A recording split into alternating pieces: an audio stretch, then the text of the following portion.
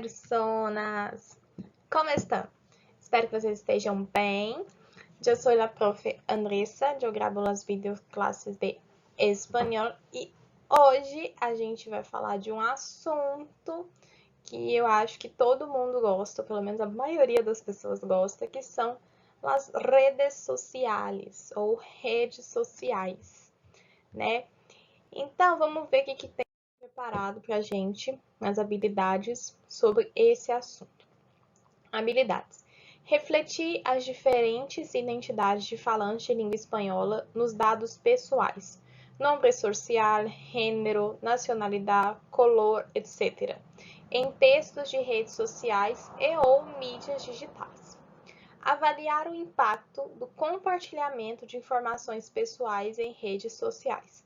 Dados personales, rutina, aficiones, etc. Então, para começar, as redes sociais. Eu queria que vocês respondessem aí mentalmente, ou pode responder em voz alta também. Qual é a utilidade das redes sociais em sua vida? Então, qual é a utilidade das redes sociais na sua vida? Utilizas para trabalhar? Utilizas para se informar? Utilizas para comunicar-se com outras pessoas? Utilizas para compartilhar sua vida? Ou para todo isso que foi perguntado? Então, você utiliza para trabalhar, para se informar, para se comunicar, para compartilhar a sua vida ou para tudo isso? O YouTube é uma rede social, eu utilizo para trabalhar. Às vezes eu tenho que me comunicar com as pessoas que editam esses vídeos, enfim. E é o WhatsApp que eu uso. Eu uso para me informar? Demais. Sei muitas coisas que acontecem no mundo, às vezes até importante pelo Instagram. Para comunicar com outras pessoas o tempo todo. Ainda mais nesse momento de pandemia, né? Que não é certo a gente ficar visitando os outros. Então, fica aí o WhatsApp, né? Pra gente saber como estão as pessoas. E para compartilhar a sua vida? Sim, eu tenho Facebook, tenho Instagram. Então, eu uso também. Então, é para tudo isso que foi perguntado, eu utilizo. Se eu utilizo, provavelmente vocês também. E aí, eu fiz essas primeiras perguntas para que fique claro que o que vai vir aí na frente não é para deixar as redes sociais como se fosse algo ruim, porque elas são muito boas, são muito úteis, desde que a gente tenha limites e respeito em relação a isso. Então, vamos continuar aqui. Por exemplo, eu fui fazer algumas pesquisas para poder montar essa aula e eu descobri que tem 4 maneiras de você dar informação. Por exemplo, detalhadamente, com todo lujo de detalhes, pormenorizadamente, exaustivamente. Então, assim, detalhadamente é com todos os detalhes, de maneira exaustiva, que você conte assim, tudo que está acontecendo, tudo que está acontecendo na sua vida, de uma maneira exaustiva para as pessoas. Superficialmente, sem entrar em detalhes, por em cima, a médias, vagamente. Então, superficialmente é sem entrar em detalhes, por cima, informações médias, não todas as informações, de maneira vaga. Objetivamente, neutralmente e imparcialmente. Esses dois últimos, objetivamente e subjetivamente, são mais para informações. Então, uma informação dada de maneira objetiva, ela é neutra e imparcial. E subjetivamente é parcialmente, interessadamente, tendenciosamente. Então, subjetivamente é parcial. A pessoa tem um lado quando ela dá uma informação subjetiva, ela tem um interesse e uma tendência, né, a te levar para um lado, quando ela te dá uma informação de maneira subjetiva. Então, tem uma opinião. Acho que a maior diferença entre objetivo e subjetivo é que o objetivo não tem uma opinião de ninguém e subjetivo tem, ok? E aí, os dados personais que as pessoas compartilham, né? Nome social, gênero, nacionalidade, edad, rutina, aficiones e opiniões. Então, olha só essa figura que eu amei, que é uma pessoa correndo das redes sociais, correndo provavelmente desse compartilhamento exacerbado, né? Dessa necessidade de ter que informar tudo, que ninguém tem. E aí, como nas habilidades pedido para a gente trabalhar sobre nome social e gênero, é o que a gente vai entender agora de um texto que eu achei num blog chileno. Então, assim, textos de redes sociais de pessoas que falam espanhol vai ser muito difícil eu achar, porque eu não, né, seria muito informal. Tem pessoas que eu sigo que moram em outros países, mas seria muito informal. Agora, blog, site é mais fácil. Esse aqui foi de um site. Então, esse site ele estava contando como era a rotina na universidade, como as mudanças das redes sociais trouxeram para a universidade. E eu trouxe um pedacinho desse texto, que é sobre identidade de gênero e nome social. Então, identidade de género. Este es el primer concepto que debes entender, ya que, en palabras simples, es el género con el cual se siente parte la persona. El género es distinto al sexo, con el que nacen todas las personas, ya que el sexo es físico, está dado desde el nacimiento. Por lo mismo, muchas veces el género y el sexo no coinciden. Para respetar a identidade das pessoas trans, existem formas para tratá-las por sua dignidade, como, por exemplo, o nome social. Então, o que está explicando aqui que é a identidade de gênero? Em palavras simples, o gênero com o qual se sente parte a pessoa. Então, o gênero é distinto do sexo, que o sexo é o que as pessoas nascem, é físico, tá concretizado desde o nascimento. Mas o gênero e o sexo muitas vezes podem não coincidir.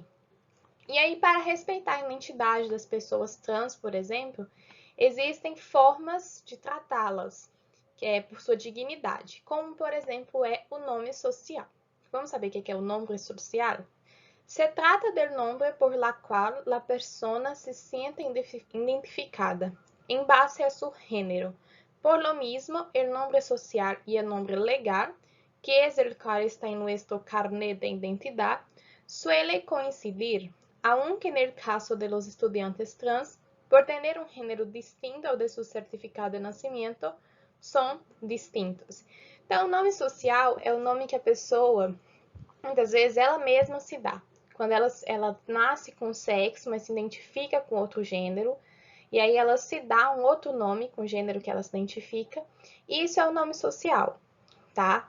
É o nome que a pessoa se sente identificada, e muitas vezes pode ser um nome diferente do que tá na identidade. Carnê de identidade é identidade aqui pra gente, RG.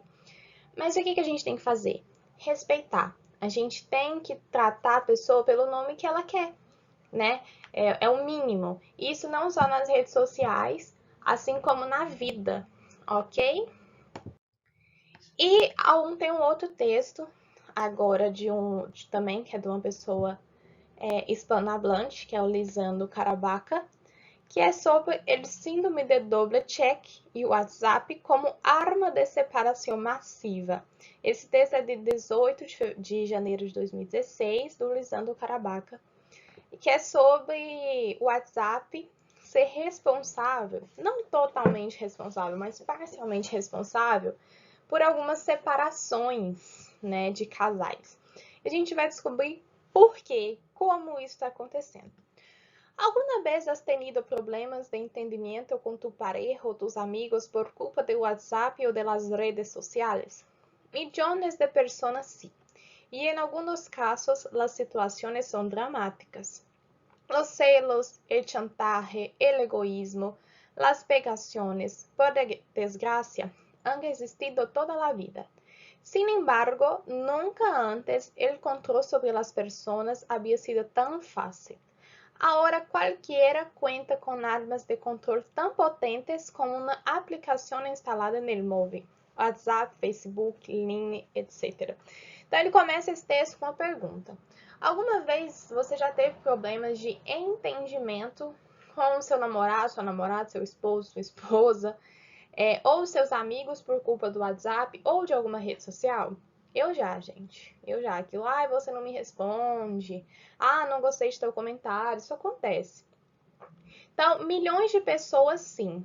Em alguns casos, as situações são dramáticas. Os ciúmes, a chantagem, o egoísmo sempre existiram. Mas nunca antes o controle sobre as pessoas tinha sido tão fácil. Agora, qualquer pessoa conta com armas de controles tão potentes como uma aplicação instalada no celular. Então, seria uma arma de... O WhatsApp está falando aqui que é uma arma de controle tão potente quanto você instalar um chip, né? Aquilo de saber onde a pessoa tá, onde tá, que hora e tudo. É assim que ele começa esse texto. Vamos terminar? En el caso de los jóvenes, para el prototipo de adolescente inseguro y controlador, estas tecnologías son ideales para ejercer presión sobre su pareja. Asimismo, el hecho de terminar delinquiendo hace que los padres de los menores, aún no enterándose de nada, termine pagando el pato.